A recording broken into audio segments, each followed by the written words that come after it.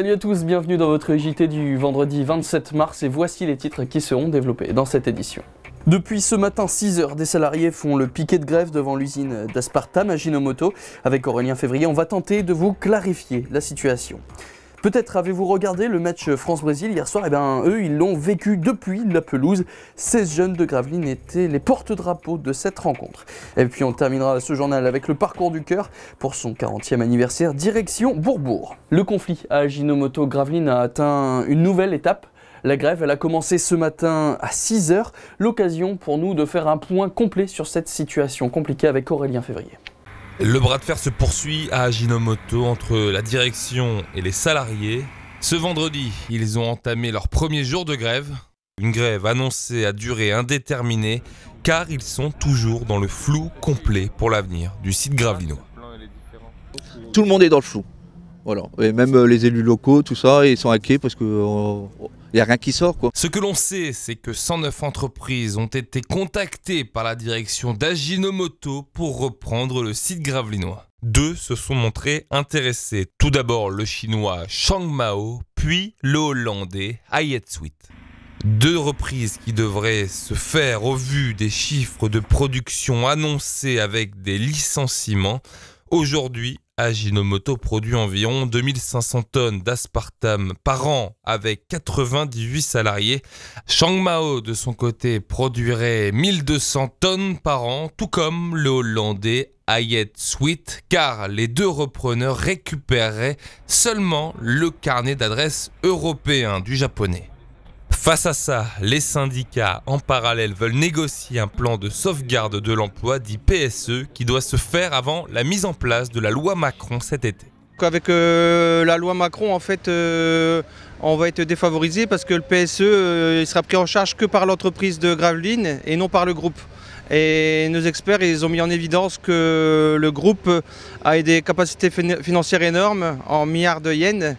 Et si on revient que sur l'entreprise, en fait, on risque d'être lésé au niveau des indemnités de licenciement et du PSE. Cela se traduirait en chiffres selon les syndicats, des indemnités allant de 110 à 120 000 euros à 20 à 30 000 euros si le PSE tombe sous le coup de la loi Macron.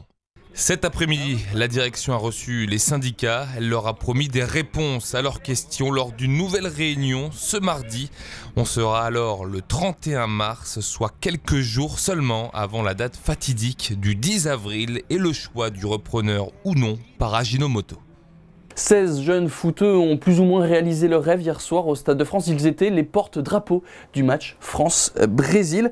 On a assisté à leur départ et le moins qu'on puisse dire, c'est qu'ils étaient stressés. Un stade mythique, des joueurs célèbrent une rencontre chargée de souvenirs d'un certain mois de juillet 98.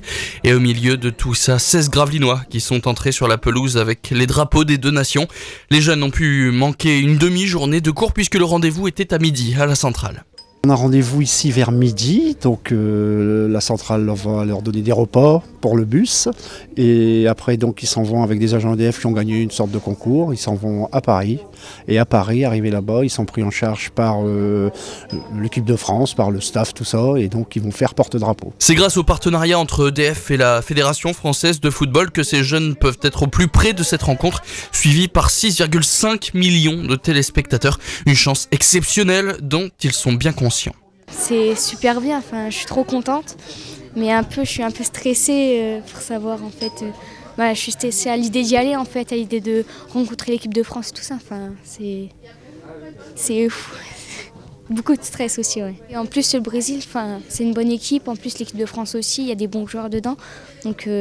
Franchement, c'est une chance que j'ai d'y aller, quoi. Emma va pouvoir rencontrer Thiago Silva, le joueur du PSG, son idole.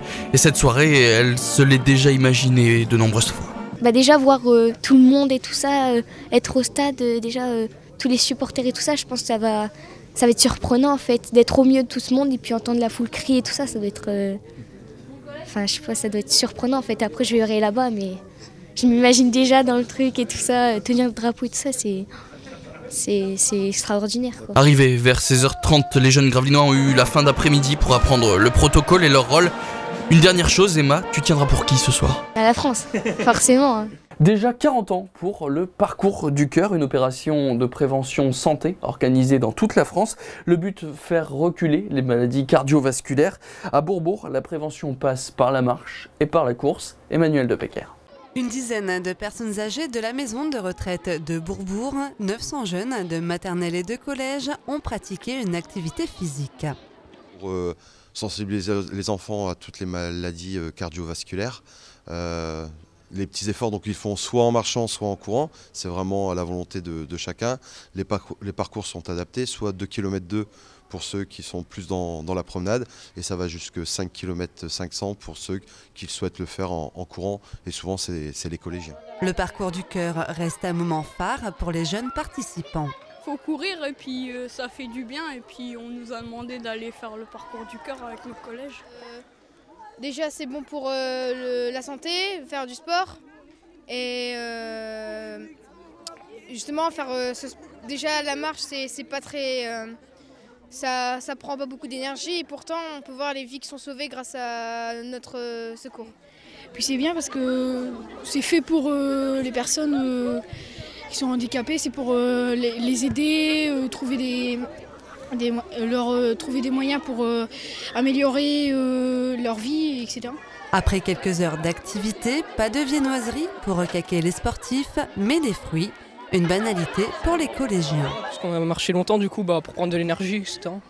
C'est assez riche en vitamines et franchement manger c'est franchement bon pour la santé. Participer au parcours du cœur, c'est aussi apprendre à prendre soin de son corps pour rester en bonne santé. Voilà, c'est la fin de ce journal. Merci à tous de l'avoir suivi.